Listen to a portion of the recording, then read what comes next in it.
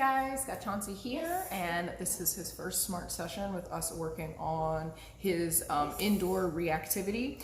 So as we had discussed at the consultation, we mentioned that we need to readdress some of his behaviors that he's been doing, not in the sense that he doesn't know them, but in the sense that we need to re-implement a little bit of consent. So what's happening is we're redoing touch, but this time there's not any reaching or, this is fully something that we're looking for him to offer. So what you're seeing here is we're looking for him to advance Taylor on his own. We know that Chauncey is uncomfortable when he tends to either lay down or if he's just doing it and scooting back. And we don't want that like snake bite type activity. We don't think he would bite, but that is a very clear indicator to us that he is uncomfortable with the behaviors that he's performing, because in the past, he would have done touch and then somebody probably would have overstepped their bounds and went ahead and touched him, which is aversive to him. He does not like being petted by strangers. Honestly, he probably doesn't even like being petted in general. So all in all, we're looking for him to just tell us when he's ready to go. So that's what's happening here. Yes. This is a really good warm-up exercise. He's getting reintegrated with training with us. So this is really good confidence booster working with us, because going forward after this session, we will be doing much more movement involved and counter conditioning work, which is going to be, a little bit stressful, not over the top, a little bit stressful, but we want to make sure that he is fully comfortable with everything we're doing. So just going to go ahead and jump back into this.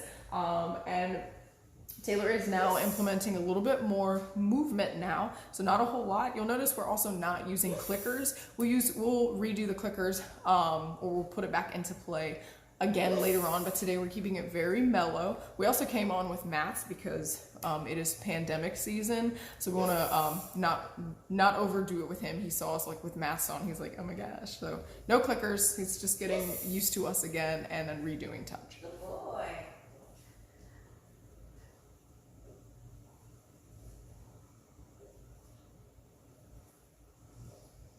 So right there, Gio moved, so it was a little bit difficult for him to keep doing what he was doing a second ago. Yes. It's also important to notice the environment. So when Gio moves, okay, somebody else is moving now.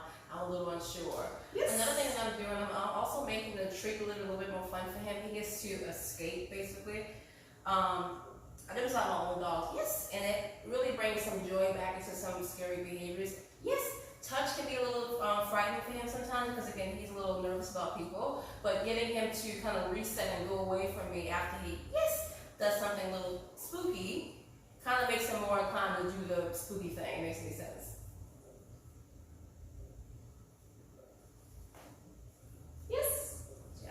This will also help him out in refiguring out how he is supposed to approach people. As of right now, he has not been approaching people appropriately when it comes to them coming into your home. He's charging the door, he's kind of charging them a little bit and then backing off. So all in all, this is just reteaching him that it is possible for you to approach people without it feeling like it's going over the deep end. Right, okay.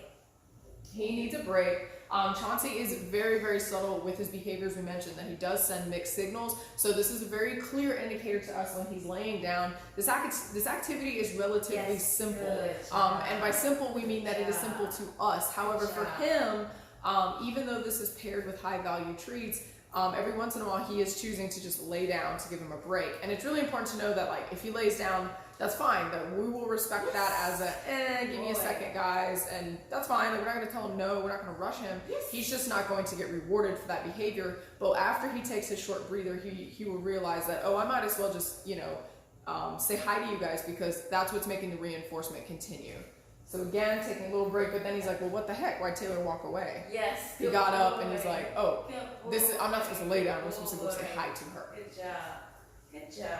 I'm also using the jackpot treat, meaning I'm giving him multiple treats at one time. Well, consecutively 1, 2, 3 treats. A jackpot treat is just a very high rate of reinforcement. It's important that whenever our dogs are struggling with something, even though he doesn't seem like he's struggling, he is, that we really make it worth their while when they do complete the behavior. Yes, good boy. Good job. Good job. Good job. Good job. I'm also making it more difficult by walking a little bit more. Yes, good boy. Gio's walking a little bit more too. Yes, good boy. Good job.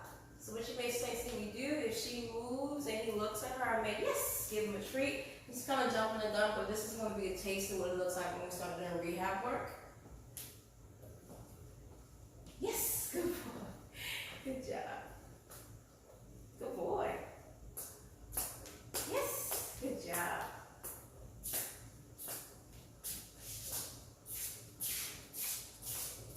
Yes, good boy.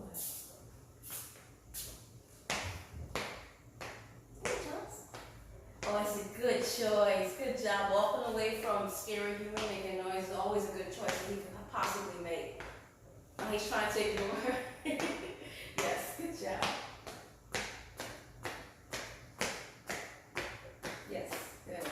This is called the engage, disengage game. Again, we are jumping the gun, but we will talk more about this in the future. But for right now, a quick summary of engage, disengage. All it means is whenever he engages with the trigger, being Geo, I'm walking really funny, yes.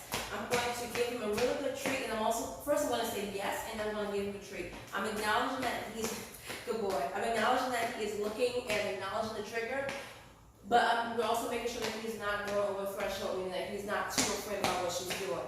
He's engaging, yes, he's looking at her, but he's not barking at her, he's not lunging at her. It's a good, yes, baseline to start at. The disengaged portion he's not ready for, but that will be if he looked at her and looked away like this now, I will work for that. But right now, let's focus on the engage. Yes, good job. So right there, I move my foot a little bit too fast. Like, whoa, what are you doing? Always take into account. Yeah, okay, good boy, that's good. Even though you disengage, it's fine. We love disengage. It's the best thing you could possibly do. All right, I'm gonna mix it up.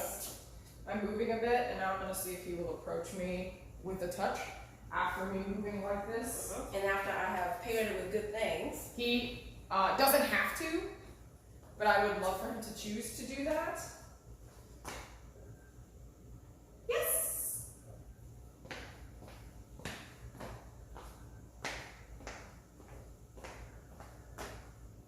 Yes! So really clear indicator there. I'm not sure if you saw it, but if I kept moving during the touch, he kind of was like, I don't know about this, you're moving, I don't really want to touch you. The moment I stopped, he was willing to finish that behavior. So stillness, he's much more comfortable with stillness when approaching people than if they were actually moving, and that's the whole point of this process, is to teach him to be okay with movement, and also pairing it with a very simple behavior, but also reconditioning this behavior so that there is an element of consent involved. So your homework specifically will be to redo touch in a sense that he's not doing this kind of pounce back thing. With you guys, that should be pretty easy, but if you do have anyone around, I know this time is strange, you probably won't have any visitors, but if you do have anyone around, that is the goal, that he would wholeheartedly choose to do touch. There will be no contact afterwards. So if he touches, don't go in and try to grab him, just goodbye, toss the treat in another direction so that he knows that he doesn't have to necessarily linger, and then eventually he will choose to linger because there's been enough conditioning for him to learn that people aren't just going to grab him right off the bat. I hope all of this makes sense so far. He's doing great for his first session. Very, very happy to get back into it with Mr. Chauncey, and if you guys have any questions, don't hesitate to let us know. See ya.